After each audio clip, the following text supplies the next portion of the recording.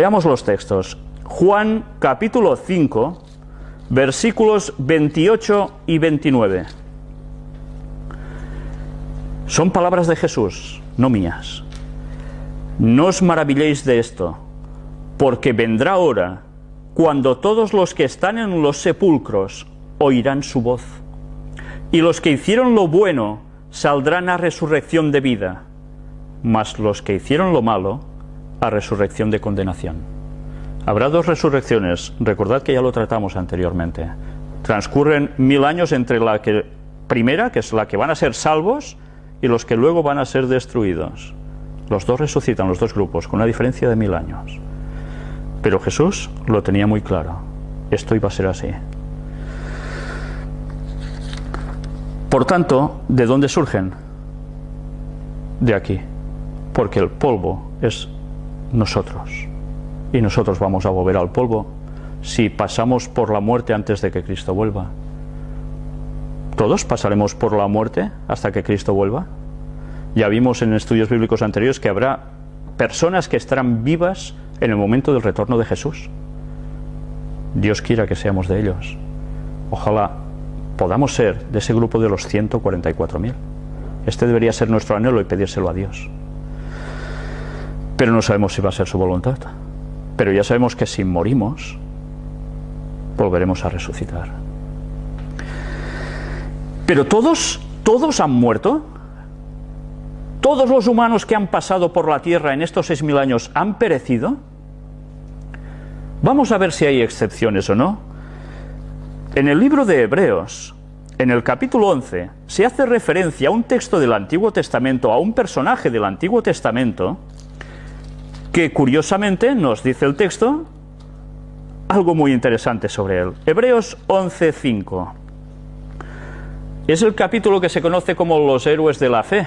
Se hace una mención de varias personajes claves en el Antiguo Testamento que siguieron a Dios, pero que pasó algo con ellos. Todos se murieron. Leamos qué dice el versículo 5. Por la fe Enoc fue traspuesto para no ver muerte. Anda. Y no fue hallado, porque lo traspuso Dios, y antes que fuese traspuesto, tuvo testimonio de haber agradado a Dios. Si recordamos el texto bíblico en el Antiguo Testamento, ¿qué sucede con él? Que Dios se lo lleva. ¿Y antes de qué se lo lleva? Antes del diluvio.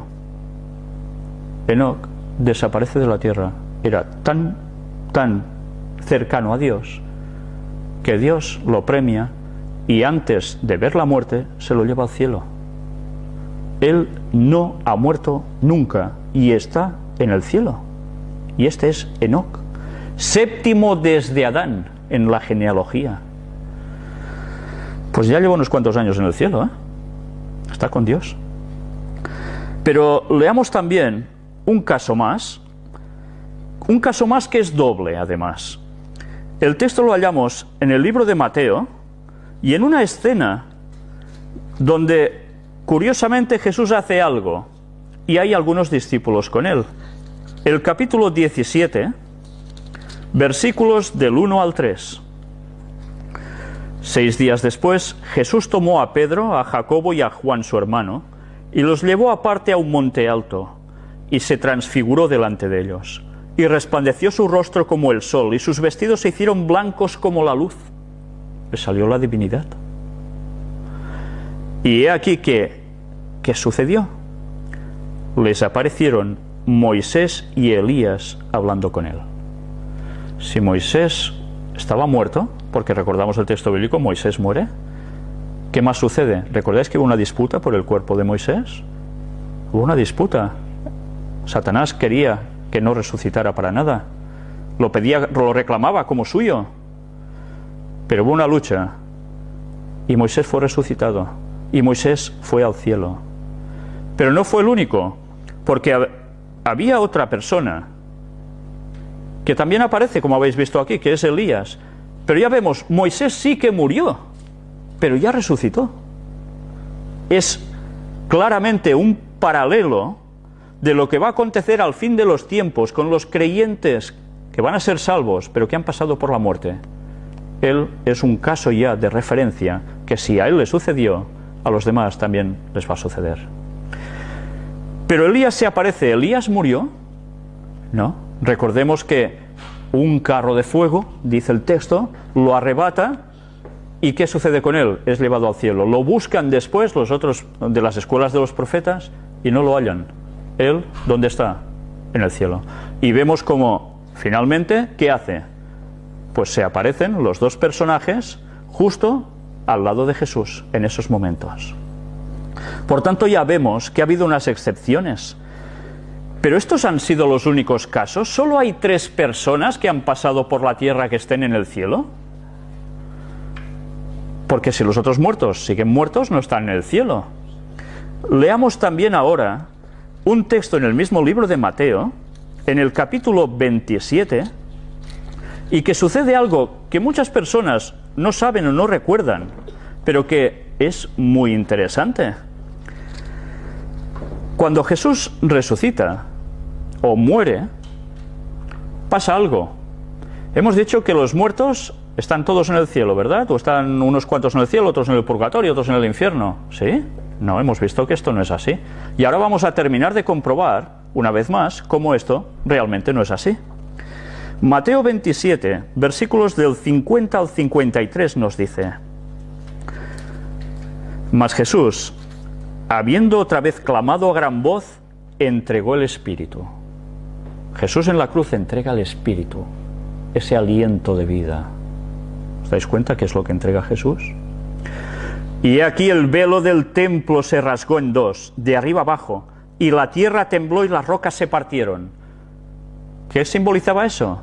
Que con la muerte de Cristo, todo el ritual de sacrificios y demás cosas que se hacían en el templo ya no servía para nada. No hacía falta seguir sacrificando animales que simbolizaban la muerte de Cristo.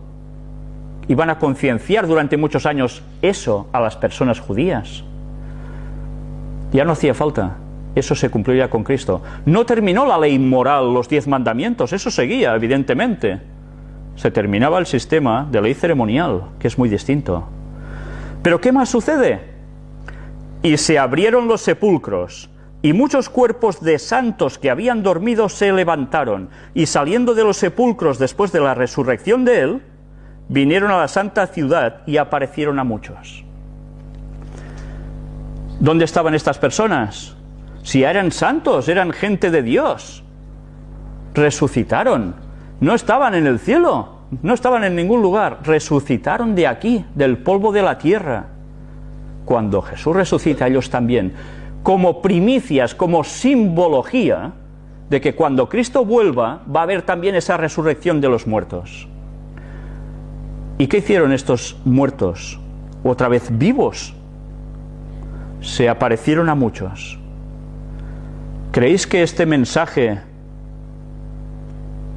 de ver a alguien que estaba muerto, vivo, hablando a otras personas sobre Cristo, mira, estoy vivo otra vez gracias a Cristo, no iba a causar impacto en la sociedad? Causó tal impacto que los fariseos intentaron por todos los medios mitigar estos resultados tremendos, pero no podían. La evidencia era impresionante. ¿Pero qué pasó después con ellos? Estas personas ya no están entre nosotros. También fueron trasladadas. Son las primicias de la resurrección, que al fin del tiempo va a volver a suceder. Por tanto, nos estamos dando cuenta que cuando uno se muere, ni está en el cielo, ni está en el purgatorio, ni está en un infierno, ni está en ninguna parte, está ahí, hecho polvo, literalmente hecho polvo. Pero leamos ahora, en el libro de Daniel, capítulo 12, los 2 primeros versículos.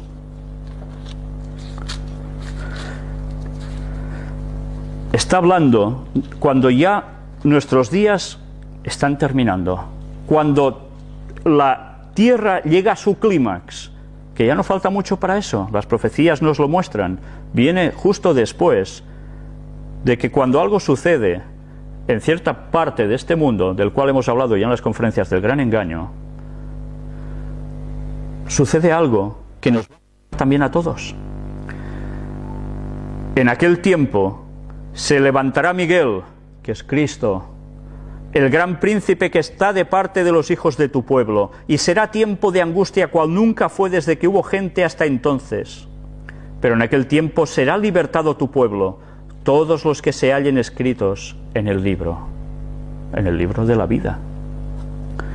Y muchos de los que duermen en el polvo de la tierra serán despertados, unos para vida eterna y otros para vergüenza y confusión perpetua.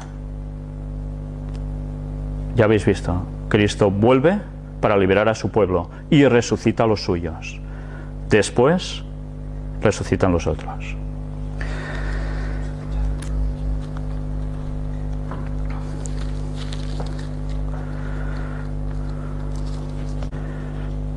En el libro de Apocalipsis capítulo 6, versículos del 9 al 11 nos dice: Cuando abrió el quinto sello, vi bajo el altar las almas de los que habían sido muertos por causa de la palabra de Dios y por el testimonio que tenían, y clamaban a gran voz diciendo: ¿Hasta cuándo, Señor santo y verdadero, no juzgas y vengas nuestra sangre en los que moran en la tierra?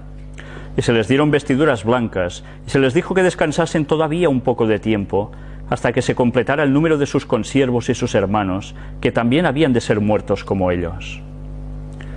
¿Qué está diciendo aquí? Está contradiciendo totalmente lo que hemos visto en toda esta multitud de textos bíblicos y más que ahí. No está haciendo eso.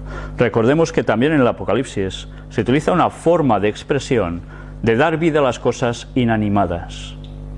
Recordemos también como en Génesis aparece algo muy similar a esto, cuando Dios le dice a Caín: la sangre de tu hermano Abel clama a mí. ¿La sangre clama? No. Aquí nos está utilizando un lenguaje para que nosotros captemos que había muchos que estaban muertos por causa de Dios, que habían sido mártires, pero que el número aún no se había completado, aún haría falta más. Y utiliza este lenguaje, expresión, para que entendamos un significado. Por tanto, no podemos aplicar esto con una literalidad. Y hay más textos que muestran esto así. El resto de la Biblia hay que entenderlo todo en su conjunto. Esto es básico.